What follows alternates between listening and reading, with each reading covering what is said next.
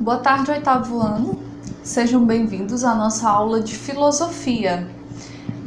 Eu sei que deve ser um pouquinho estranho me ver aqui ministrando essa aula, mas eu farei o possível para que vocês compreendam e que tenham um rendimento tão bom quanto quando vocês, acompanhavam as aulas com a tia Edneide, tá bom? E a nossa aula de hoje, ela continua da aula anterior, que é Viver Dignamente. Vocês presenciaram a abertura do capítulo na aula da semana passada e a aula parou na página 22. Então eu peço que você abra agora, juntamente comigo, o seu livro, na página 22, que é onde nós iremos dar continuidade. E além da página 22 e 23, que encerram o assunto Viver Dignamente, nós também trabalharemos hoje o conteúdo Os Direitos Humanos, que está na página 26. Então, hoje nós terminamos o conteúdo de Viver Dignamente e iniciamos o conteúdo a respeito dos direitos humanos, que são dois assuntos que, na verdade, estão ali interligados, eles se complementam. Para as pessoas viverem de forma digna, elas precisam ter acesso aos seus direitos. Então, são conteúdos bem próximos, bem ligados uns aos outros. Na página 22, nós vamos fazer a leitura do último parágrafo, que diz o seguinte: saúde, educação, trabalho, habitação, cultura e lazer de qualidade são direitos fundamentais de todos os cidadãos. Os impostos que pagamos quando compramos qualquer produto ou serviço são recolhidos pelo governo para serem revertidos na efetivação desses direitos. O que ocorre em algumas nações, como o Brasil, é uma ineficiente aplicação desses impostos e, assim, a população não tem acesso aos serviços públicos pelos quais está pagando. Eu vou fazer um exemplo aqui para vocês, pegando aqui uma canetinha, só para vocês entenderem como que funciona a carga tributária no Brasil. Eu tenho aqui essa caneta, né? Imagine aí que eu fui na papelaria para comprar essa caneta e ela me custou R$2, ok? R$2 é realmente o preço dessa caneta? Ou será que dentro dos R$2 eu tenho valores diversos, que depois foram só acumulados para chegar no preço final do produto? A segunda opção está correta. Suponhamos que o valor real dessa caneta seja de 75 centavos. E aí o vendedor lucra mais 25 centavos, por exemplo, pela venda. Só um exemplo. Então aí ela teria R$1 como valor final. Mas, além do preço da caneta e do lucro do revendedor, nós ainda temos a carga tributária, nós ainda temos os impostos que incidem sobre essa caneta. Então, se o custo dela é de R$2, nós teríamos, nesse exemplo, R$1 relativo ao imposto desse objeto. Então, como que acontece no território brasileiro? Tudo que você compra, tudo que você consome está encarregado, então está cheio de impostos. Para que servem, tia, os impostos? Nós temos os direitos fundamentais, direito à saúde, educação, lazer, segurança. E os impostos, na teoria, deveriam ser revertidos para esses direitos, para que você, para que eu tivéssemos acesso à segurança de qualidade, a uma educação digna, a uma saúde positiva, que fosse pública e que tivesse disponível para receber e cuidar de todas as pessoas. Infelizmente, nós não temos os direitos efetivados na prática. Nós temos a teoria, que é muito bonita, da efetivação dos direitos, da garantia dos direitos fundamentais, que saíram desde lá da Declaração dos Direitos Humanos da ONU, chegaram aqui na nossa Constituição, que é o que eu vou falar na próxima aula.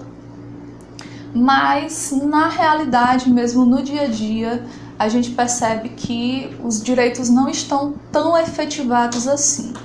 No papel, na teoria, eles estão ok. Na prática, a gente percebe que existem muitas falhas até que ele seja concretizado. Página 23. Outro fator que promove a desigualdade social e econômica é a má distribuição de renda, ou seja, a riqueza e os bens produzidos no país não são repartidos de forma que sejam revertidos em benefício para todos. O que significa isso, tia? No Brasil, eu vou citar só os exemplos mesmo do nosso país, porque ele é bem interessante para a gente discutir a respeito de desigualdade socioeconômica. No nosso país, nós temos uma pequena parcela da população que faz parte da classe alta, que gera uma riqueza enorme, que gera a maior parte da riqueza, né, do território brasileiro. Em contrapartida, ou seja, o outro lado da história, nós temos a grande parcela da população que está na classe média baixa, na classe baixa mesmo, e também os miseráveis, como são considerados, né? Infelizmente, os moradores de rua, as pessoas que não têm nenhuma renda. Essas pessoas que representam a parcela maior da nossa população são as que recebem menos. Deu para entender? Nós temos poucas pessoas com muito, nós temos muitas pessoas com pouco. Essa é a ilustração perfeita para você entender o que é má distribuição de renda. Renda, dinheiro. Especificamente falando dinheiro. Então, no Brasil, nós temos pouquíssimas pessoas que têm acesso a uma quantidade absurda de dinheiro, enquanto uma parcela enorme da nossa população sobrevive com o mínimo ou, muitas vezes, sobrevive sem o mínimo, sem ter acesso às condições necessárias de sobrevivência. Na página 23, nós temos um exemplo claro de como a distribuição de renda no nosso país acontece. Vejam que nós temos aqui duas moradias. Na primeira moradia, nós temos uma mansão, um casarão enorme, não é isso? Uma casa que você, obviamente, quando vê, já imagina que pertence a um bairro nobre, né? As pessoas que lá residem provavelmente têm uma aquisição grandíssima, né? Possuem renda, têm uma boa condição de vida, têm acesso à saúde, educação, lazer, segurança, não enfrentam grandes problemas. Já no exemplo de baixo, nós temos aquela casa típica dos povoados aqui da nossa região, dos interiores próximos aqui à nossa cidade, que é aquela casa feita de barro, tá? No caso aqui do exemplo, talvez seja uma casa de barro que é coberta com o cimento, né? Feito o reboco, como chama. Mas dá para perceber aqui na imagem que a paisagem em si, né? Começa pela paisagem. Que a paisagem em si já mostra que essa casa está na zona rural, não é isso? As cercas, né? O cercamento da propriedade é feito com madeira. Então, só de olhar para essas duas imagens, a gente entende que no nosso país nós temos dois grupos de pessoas. Aquelas que não têm nenhuma preocupação com o dinheiro, né? Que tem muito dinheiro, que tem muita propriedade, que tem muitos bens, que tem muitas riquezas, mas em contrapartida nós também temos aquela parte da população, que é a grande maioria, que não tem acesso à saúde de qualidade, não tem acesso a uma educação digna, não tem acesso à segurança, não sabe nem o que é o lazer, na verdade. Então essa é uma realidade realmente presente na nossa sociedade. E o último parágrafo da página 23 diz o seguinte: a desigualdade socioeconômica não pode ser encarada como aceitável. Nós não podemos aceitar que no Brasil poucas pessoas recebem muito dinheiro e que isso esteja certo, porque não está.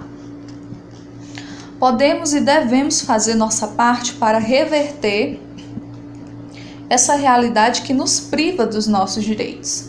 Por quê? Porque todo ser humano deveria ser tratado de forma igualitária. É isso que nós vamos ver lá na seção dos direitos humanos. Porque todos nós temos o direito de sermos tratados iguais, de termos os mesmos direitos, de termos acesso aos mesmos benefícios, digamos assim. Porém, na prática, na realidade, não é isso que acontece. certo? Então aqui a gente encerra o conteúdo de Viver Dignamente e vocês ficam com a primeira atividade da nossa aula de hoje, que são as duas questões da página 24, ok? Vocês vão responder essa atividade que é referente ao conteúdo Viver Dignamente. Na página 25, nós temos um texto que ele serve para você aprofundar os seus conhecimentos a respeito da desigualdade social. O título do texto diz o seguinte: ONU alerta para a extrema desigualdade social no mundo. Vocês já devem ter ouvido a sigla ONU, Organização das Nações Unidas. E o texto da página 25 não será lido por mim na aula. Por quê? Ele é um texto para reflexão, para que você leia e aprofunde os seus conhecimentos a respeito desse tema, desigualdade social. Na página 26, vocês têm questões para reflexão. Nós precisamos responder essas questões? Não. Essas questões vão ser tratadas, pelo menos uma delas será tratada na forma de uma enquete. E aí depois eu vou explicar para vocês como que a enquete vai funcionar. E se você, no momento da enquete, quiser ter um conhecimento mais aprofundado a respeito do assunto, quiser estar mais inteirado a respeito da pergunta que será lançada para vocês, ela vai ser lançada dentro desse conteúdo, Viver Dignamente, e esse texto do Para Refletir é extremamente importante para respondê-la, tá?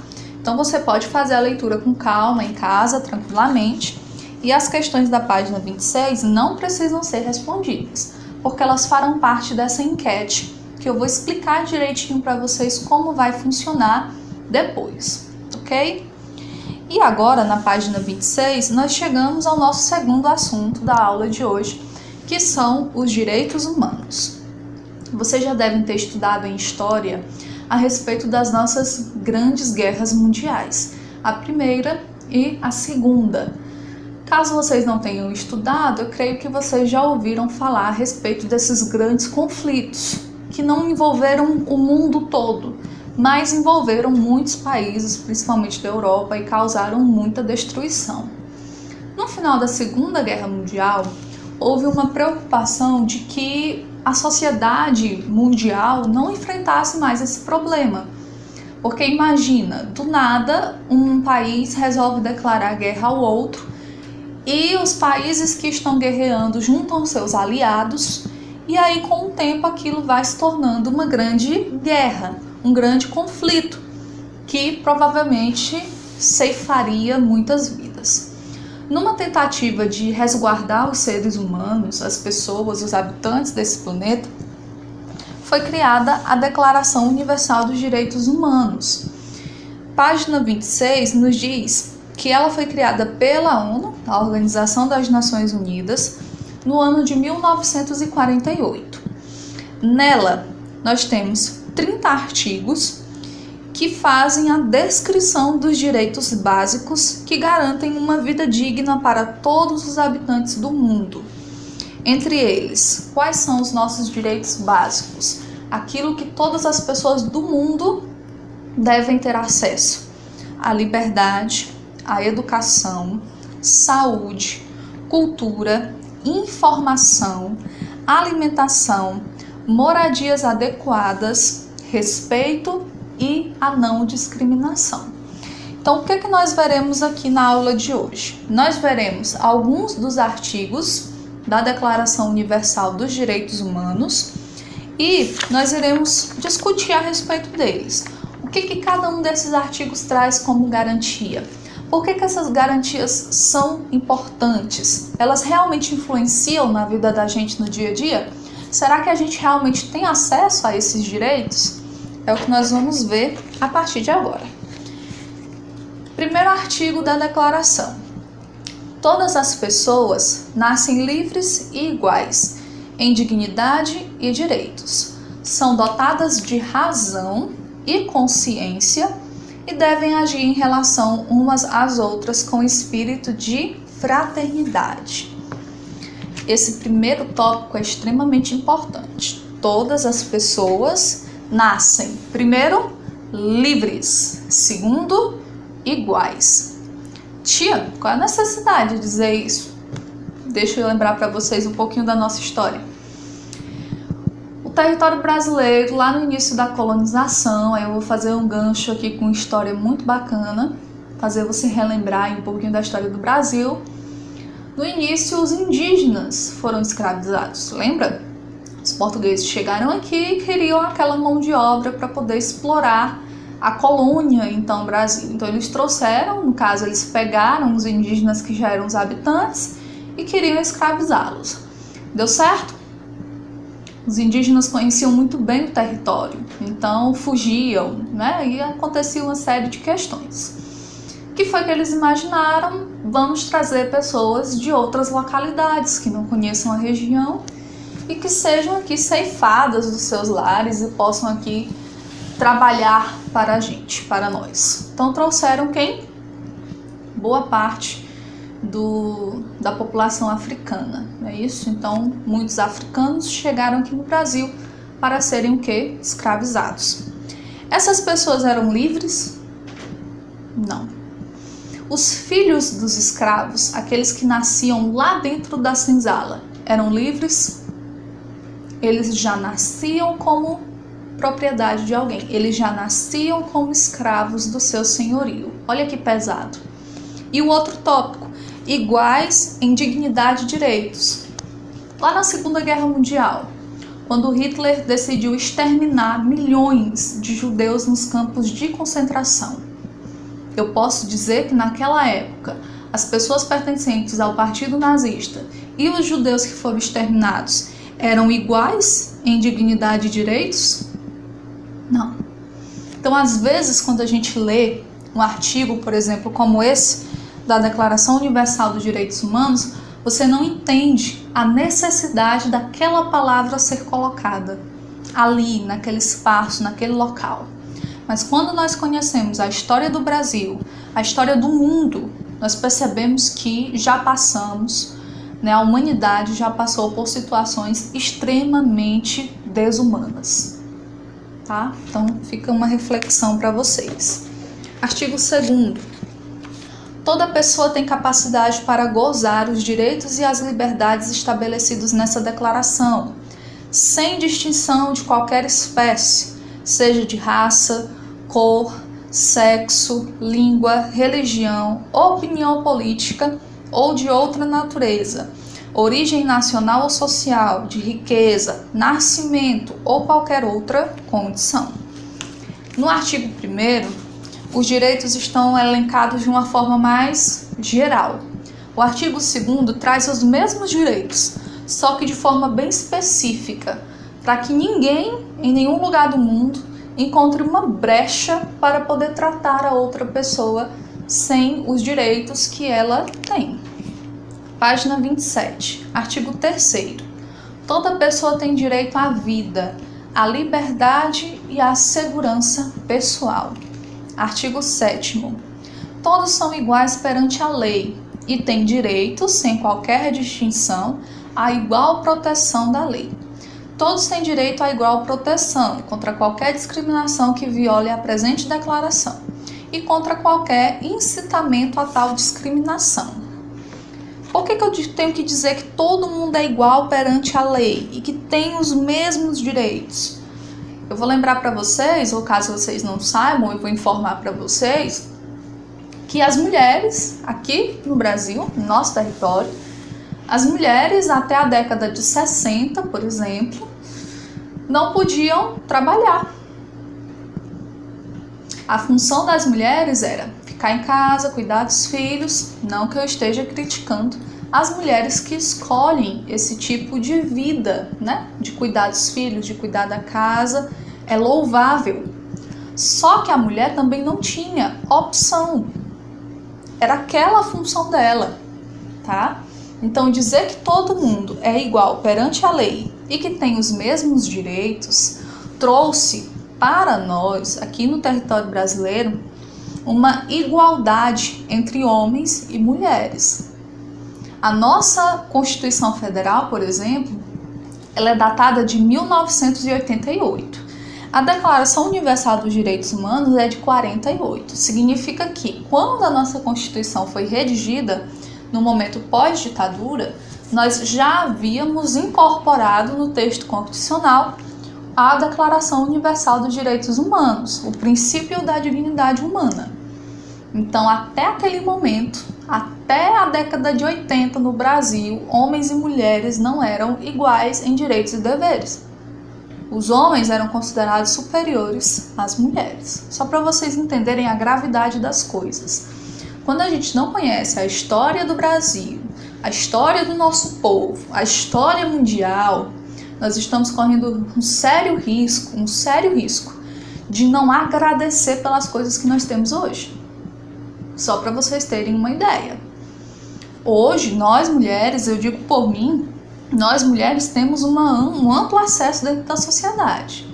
Ainda falta muito para se conquistar. As mulheres ainda são vistas como seres menos importantes, digamos assim, do que os homens. Ainda recebem menos do que os homens em algumas funções, em alguns cargos. Só para vocês terem uma ideia, seja uma outra discussão.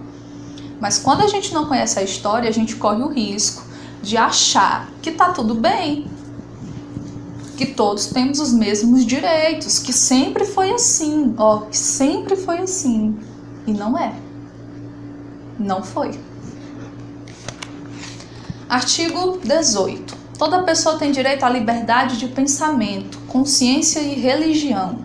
Esse direito inclui a liberdade de mudar de religião ou de crença e a liberdade de manifestar essa religião ou crença. Digo graças a Deus, porque realmente é graças a Ele, o território brasileiro, a federação, né, do Brasil, ela, no caso, nós somos um Estado laico. Ou seja, o governo não tem necessariamente uma religião específica. E isso significa que todos os habitantes são livres para escolher a religião que eles querem seguir, aquilo que eles querem acreditar. Então nós temos uma infinidade de dogmas, doutrinas, religiões dentro do território brasileiro. E todos nós somos livres para escolher qual dessas religiões nós queremos adotar para as nossas vidas, aquilo que nós queremos acreditar. O artigo 19. Toda pessoa tem direito à liberdade de opinião e expressão. Esse direito inclui a liberdade de, sem interferência, ter opiniões e de procurar receber e transmitir informações e ideias por qualquer meio, independentemente de fronteiras. No período da ditadura no Brasil, por exemplo, a imprensa era censurada. Os artistas nacionais eram censurados. O que significa censura, tia? Se um jornal ou um artista, por exemplo, falasse alguma coisa que fosse contrário ao regime ditatorial, né, aos militares no Brasil, ele era censurado. Ele era obrigado ou a voltar atrás com a sua opinião, se fosse uma música, ou a retirar aquela música de circulação, se fosse uma matéria de jornal, destruir aquela matéria de jornal, ou seja, todo mundo deveria falar que estava tudo bem, mesmo que não tivesse, que estava tudo certo, mesmo que não estivesse. Tá? Hoje, no território brasileiro, teoricamente, nós temos a liberdade de expressão. Nós temos a imprensa que vincula informações positivas ou negativas, né, de todas as áreas do Brasil, seja ela política, social, econômica. O artigo 25. Toda pessoa tem direito a um padrão de vida capaz de assegurar a si e à sua família saúde e bem-estar, inclusive alimentação, vestuário, habitação, cuidados médicos e serviços sociais indispensáveis, direito à segurança em caso de desemprego, doença, invalidez, viuvez, velhice ou outros casos de perda nos meios de subsistência fora de seu controle. E na página 28, nós temos o artigo 26, que diz o seguinte: toda pessoa tem direito à instrução. A instrução será gratuita, pelo menos nos graus elementares e fundamentais. A instrução elementar será obrigatória. A instrução técnico-profissional será acessível a todos, bem como a instrução superior que está baseada no mérito. Ou seja, toda pessoa, todo ser nascido aqui no Brasil, por exemplo, que a nossa Constituição adotou esse artigo, ou no mundo, ele tem direito à educação, tem direito a ir para a escola, a estudar. No começo, por exemplo, né, nos séculos anteriores, nas décadas anteriores aqui no Brasil, só estudavam as pessoas que pertenciam a uma família abastada, que tivesse muito dinheiro, porque a educação era muito cara. Então as pessoas mais pobres iam aprender os ofícios dos pais. Se era mulher, ia aprender os afazeres da mãe, né, em casa, artesanato, enfim. E se fosse homem, ia aprender o ofício do pai, né, na lavoura, carpintaria, etc. As pessoas não tinham a cultura de ir à escola. Hoje, quando a criança completa os 3 aninhos, ela já vai para o maternal, né? Aquelas coisinhas lindas, pequenininhas, já estão lá estudando. Este é um direito, a efetivação de um direito garantido a todos nós. Então, aqui no artigo 26, nós encerramos o conteúdo de hoje. E vocês têm a atividade da página 28 e 29 para ser respondida. Só uma observação. Na página 30, vocês têm a 4ª questão. A 4ª questão não precisa ser respondida, porque ela tem o mesmo conceito das questões anteriores, tá? É só como se fosse uma repetição da questão, então não precisa responder. Então, novamente, na aula de hoje, vai ficar a atividade da página 24, 2 questões, tá? E a atividade da página 28 e 29, que são apenas 3 questões. Então, no total, 5 questões para serem respondidas. Tudo muito simples, sem nenhuma preocupação, certo? Então aqui a gente encerra a nossa aula de filosofia de hoje. Espero que vocês tenham conseguido entender um pouquinho do viver dignamente e dos direitos humanos.